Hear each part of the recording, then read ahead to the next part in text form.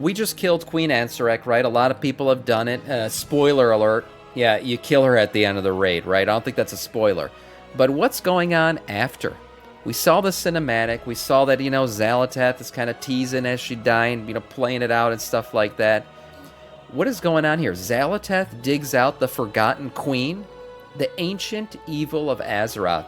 What does Xal'atath have planned for us? And who the hell is Xal'tra, the Mad Queen? Let's see what Doran, the Teller of Truths, has to say. So Queen Ansarek was already defeated, the Nerubian storyline was quite predictable, and most of us thought this was the end. Just a filler storyline, but a few new documents. Yeah, she does seem kind of like a stepping stone boss. I kind of saw that coming from the very beginning. I'm like, this dumb bitch thinks she can kill her parent and ascend to the level of Lich King. Get the hell out of here. She's just a single raid tier boss, but maybe not. Hold on. Hinting at the mad forgotten queen of the old. An ancient Nerubian queen that had insatiable hunger for conquest that created the first civil war of the Nerubian Empire, and for this, she was exiled somewhere into the depths of the earth. No one has seen her ever since, some presume she was lost. If she made a bargain with the Void in the past, they might have preserved her, and this might be exactly who Xal'atath needs next for her new Nerubian army, a war-mongering queen that will hate the Nerubian rebels that exiled her. Who is Queen Xal'atath? Why was she exiled? And could this be the next big villain of the War Within?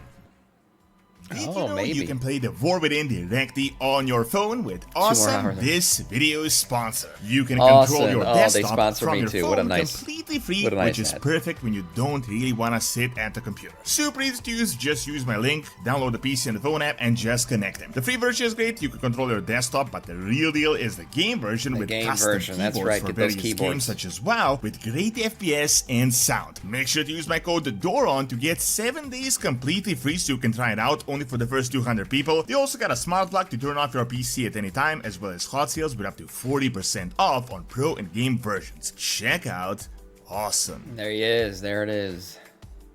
The Nerubians are one of the major parts of the War Within, together with the Earthen, the Arathi, the Haranir, which we will soon discover. They're essentially 1/4 of the Haranir, I think, are getting their own. However, I think the Haranir are getting their own patch coming up soon, where we're going to have like a completely new, the whole root lands concept and everything. I definitely think we're going to delve more into the Haranir, as I like to call them. Really saw coming was that Queen Ansarek would be defeated like 3 weeks into the expansion, and the Nerubian Empire was already shattered. I mean, it's only September. Sure, we did expect them to be more like a filler race. Obviously, the main theme is about the Crystal, the old god Blood, the Void invasion that is setting up the ground for Midnight, but looks like this might not really be the end, and they might have something even more interesting up their sleeves. If you've seen the show that was promoting the expansion, we had the Queen Nephris that was by all accounts the benevolent queen, the one. Yeah, imagine you hadn't killed your mom. She probably would have known how to deal with the situation. Dumbass preteen, freaking doing stupid shit. Now she got her whole empire in freaking ruin. Yeah, imagine she got killed with fucking by NPCs that don't even have tier sit yet. What a failure. They didn't want to lead their people to ruin, to expand, to fall victim to Xal'atath and her void craziness, but her daughter Ansarek decided that she did want that, and she then got rid of her mother and took over the throne, only to be defeated like 15 minutes later. Yeah. Now, you would think this is the end of the story, but we got a really interesting new hint for a supposed Mad Queen, the one all the Nerubians hated, that was exiled into the depths of the earth. They hated her because she led them to war, to destruction, and she has been missing ever since. Now, wouldn't this be the best candidate for Xal'atath and her future plans? I mean, if her pet project Ansarek failed, it's time to dig out. Did it fail? I think she knew that Queen Ansarek was gonna die. She doesn't seem surprised in the cinematic at all that she was defeated. And she could have intervened. She was clearly there. She shows up right after we kill her and leave the room. So I think she knew this was going to happen. She clearly didn't have a long-term plan for Queen Ansarek. It was very much like a short-term, quick burn, and then get her out of here kind of thing.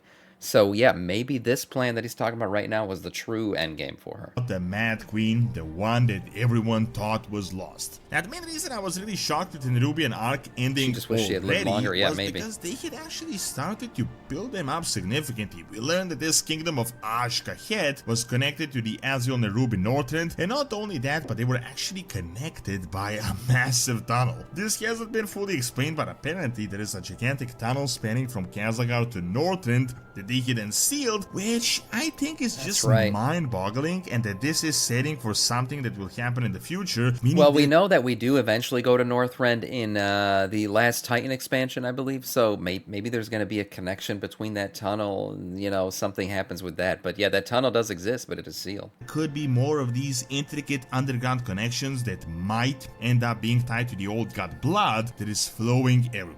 So, we actually have some interesting lore on the Nerubian queens. The first queen ever was called Anub Izek, and she was supposedly a unique creature crafted directly by the old gods to serve as a military commander for the Black Empire in the times of the ancient Black Empire and primordial Azeroth, but she ended up defying them and she founded Azul Nerub. Still a bit murky, as we know Azul Nerub in particular was ruled by Spider Kings. However, Xal'ataths was always led by a queen, and traditionally they only take the throne after the mother has died. However, there have been some usurpers like Ansorek and Queen Yiz. The weird thing about these Nerubians though is that they seem to actually absorb the knowledge of the previous queen, keeping the wisdom, but when they usurp the throne and get rid of the queen, this knowledge can be lost forever, which is incredibly valuable. Now, here comes another. Now, I wonder how long these Nerubians live. I would think if they're like based on bugs, you know, bugs typically don't have long lifespans. Sam is a fucking cuck who can't do mythic raids. Jesus Christ, how is that even allowed to come through? Oh, thanks, Cadence. I appreciate that. Yeah, you know, the truth hurts, I guess. As I was saying, I don't know how long their lifespans last, so how long a queen typically reigns. If their lifespans are indeed short, then yes, the passage of knowledge would certainly be important. There's no doubt about that. Like, if you end a queen's reign too soon and that knowledge is lost, who knows what that means? Yeah, what is up, Cadence? I'll have to look this up, how long their lifespan is here. Queen, the missing link, the deleted page from history, the Mad Queen, the so-called Queen of the Cobwebs. That is really interesting and very likely something that Xal'ataths is going to dig up soon to really start messing with us. We got a really interesting document from Xal'ataths, and I'm not going to read the whole thing because it's actually quite long, but I'm going to paraphrase it the best I can. Xal'ataths. May her name never be spoken again with grace, but as a lesson in hubris. In her arrogance, she tried to conquer the Earthen, and against the will of her people, she drove the Nerubians into an all-out war, creating the first civil war in all of Nerubian history. The lords and the sages refused her plan and turned against the queen. They didn't want to kill her. Well, here, I did find this. So, Nerubians, it doesn't say anything about Nerubians, but Mantid, who are direct descendants from the same line, adulthood is 100 years? Wow, what the hell? They live a long time then. Shit, gnomes are 22. Night elves, they're about the same, 20, 30, 35 for Draenei, 20 to 35. They're like very much humanoid. Orcs, 12 to 13? What the shit? Wow. Yeah, I don't know. I guess they live longer than I thought. Interesting. I don't see the anyone else like the Mantid or anything, but sorry, I don't anyone else for bug people related, but yeah, 100 years. I don't know. I guess they live a long time.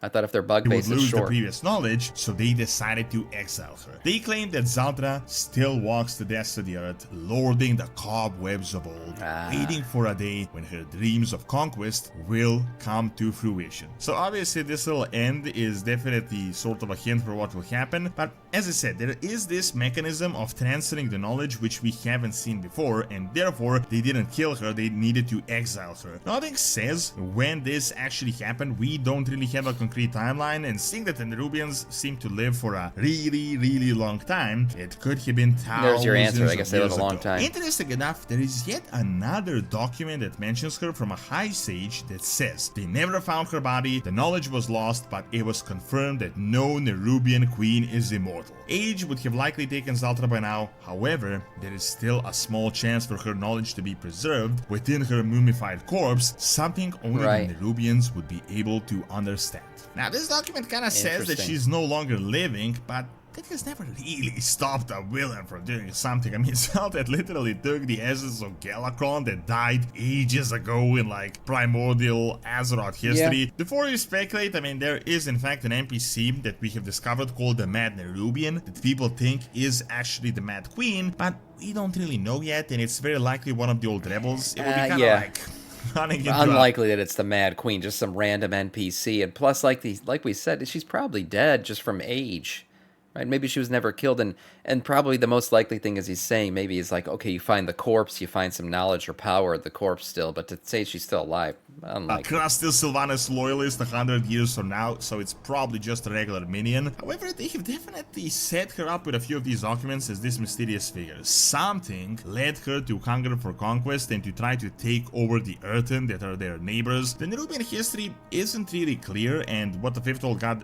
figure really is, but there is strong evidence that they used to essentially be old god servants in the past, not exactly treated in a nice manner, they were certainly which is old why god they servants. eventually decided to rebel, and we got two independent... I mean, he talked about it in the video that the old gods created their first queen, basically. So, I mean, yeah, they were very much void-related old god servants, and the whole thing about Queen Ansarek's mom is she defied that, right? The void called her when we were fighting in BFA going to kill N'Zoth, and she refused to answer that call. She did not want to risk her people's lives defending N'Zoth. So yes, they are certainly old god aligned, and that was broken. And then Queen Ansarek came along and kind of rejoined. Kingdoms in Northrend and Ashkaheth being unaffiliated to their creators in any way. Now, could it be that Xal'ataths attempted a similar maneuver in ancient history? Again, we don't really know what happened and what form Xal'ataths was in at this point in time. Maybe a similar bargain was offered, potentially related to the Old God blood. Keep in mind, the Old God blood has always been around this zone, but when Sargeras struck recently, it really activated it. Now, if this crazy Queen Xal'ataths created a pact with the Void in ancient history, she might have actually been preserved by the Void and may actually be living in some sort of a different form. She might be related to that Void Undersea that we've been learning about. Once again, if you haven't heard by now, there is in fact another zone between Ashkaheth and Hellafall related to the roots of the World Tree Aluna here. Blizzard actually planned to do 5... That's probably directly related to the Horenir, whoring around over there. So that's probably what that is. I don't know how much the Nerubian story is going to be told there. Zones for Khazlagar right off the bat, but they kept it from data mining because it would mess with the rest of the story flow, it would spoil the storyline, so it's likely that this zone is much more than just the Haranir, which were obvious in cinematics and the roots were there, so this is going to be a significant part of the expansion. Now, do you remember another crazy queen that will actually be returning soon? Ashara, the ruler of the most powerful empire at the time that through her hubris also led them to civil war. If I had to guess, I would say Azara is going to become relevant again in the Midnight expansion. That's going to be her moment of truth where she returns. It's obviously going to be an elven-related expansion, all of the elves coming back. So yeah, I would say we're going to see her again in the next expansion. And to destruction. Then she was in desperation, offered a new form, the Naga form she couldn't exactly refuse, and then she became a servant of the Void forever. Remember, Ashara was never really Void affiliated. This is something she had to essentially either accept or drown. Yeah, she would have drowned. Since then, she has been living and serving them. The prophecy states that Queen Ashara is currently in the Void realm and that she will be returning soon. And all of this is related to the prophecy around Xal'ataths. Well, seeing that the Nerubians are literally beings of the Void, I'd say it's much more likely that they would actually get an offer like this. It's entirely possible that a figure like Xal'ataths led her to start a civil war, and when she failed and was exiled, the Void might have preserved her in a zone we are yet to discover for a future conquest, so this could be like the Void Plan B. Remember, the old gods and these Void crazies can always predict the future and future events. They're all about prophecies, so they might predict the future or see the future, right? The thing about the Void is they see all futures, but they usually don't know which one is the true future, whereas the Titans believe they see one, and that's the one they have to create, make sure that it happens. So yes, they can see into the future, but they're often not sure about which one is going to come to pass, which is why N'Zoth was so uniquely positioned with what we did in the beginning of Dragonflight. We went back in time and he was able to look at our minds and he could see what was actually going to happen. So he was able to tell of the many timelines and future possibilities that he could see. He actually saw the one that comes to be, his death by our hand and everything, which is why I still believe like he must have come up with a plan to survive that moment in some way. The dagger being left behind and all that probably has something to do with it. But we'll see eventually if N'Zoth's plan comes to fruition, because I'm sure he had a plan. Expected that Xal'atath would come, so she might be something like a sleeper agent. Also, it might kind of explain why Xal'atath decided to even come to Kazakar in the first place, literally out of all the places on Azeroth that she could have started preparing the invasion from. It is definitely possible that this is actually the return, not the first time she was in Kazakar. Also, rewatch that cinematic when Xal'atath makes the offer to the Nerubians. It seems like they're already familiar with her, and Nephris immediately refuses, like she knows what she's planning and what the old god blood can do. It is entirely possible that this all comes from the great war that the Mad Queen created in ancient history. It might not have been directly orchestrated by Xal'atath, but they might have attempted to return to the old glory of the Black Empire, to use the old god blood and the Void in order to rise as a dominant kingdom, but ended up utterly failing and nearly leading Ashkahet to ruin. With this context in mind, it makes sense why the wiser queen decided to immediately refuse this Void offer. We've already seen in the short video that N'Zoth came back to them in BFA and they refused him as well. We've also learned that they refused Anubarak and didn't want to help him deal with the old god minions and the Scourge threat in Northrend. So I really feel like there is something missing in this storyline with Zaltra, and that they might have really overextended themselves in the past and were on the brink of ruin, which is why they decided to become so isolationist and to not participate in anything until Xal'atath returned and this betrayal happened. While this could technically be just simple flavor lore and nothing really comes of it, seeing that this is reference that she's somewhere deep and that we will probably see her soon, we still haven't really uncovered all the zones of Kazakar, this could potentially be a big storyline to continue the Nerubian conquest that was started in 11.0. Sort of the backup plan for Xal'atath. She might have attempted to get the new queen that has all the followers, but seeing that she already failed and she went through the creation of the new army anyway and the Nerubians are divided, she might have to dig out the crusty old Mad Queen. Thanks for watching. Check out the video on whether Khadgar was actually possessed by the Void by clicking on the screen, and check out my video on Perun and Slavic mythology by clicking on the screen as well. See you next time. Yeah, good video, interesting concept. I think the Nerubians, I would say, I don't think, I know the Nerubians will still remain relevant, right? They're an entire kingdom that just lost their queen. We helped kind of in the rebels, you know, take it back and stuff like that. So they're going to be relevant, probably more so on our side than they will be on Xal'atath's side going forward. But this old queen, Zaltra, and all this stuff that he talked about, maybe her knowledge or body becomes relevant at some point, but to say she's still alive, I'd say is highly unlikely. But hey, always fun to speculate with the Teller of Truth story.